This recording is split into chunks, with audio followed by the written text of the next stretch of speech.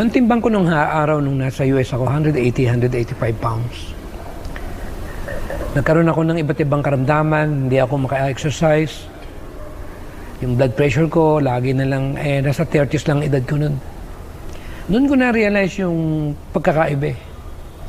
Na yung mga nakakakita sa akin yan, lalo na pagka naka-t-shirt lang ako, hindi nila iniisip na sa edad kong to. Kaya isang challenge ito sa mga senior, na akala nila na the moment you reach that age is something enough na para magpahinga.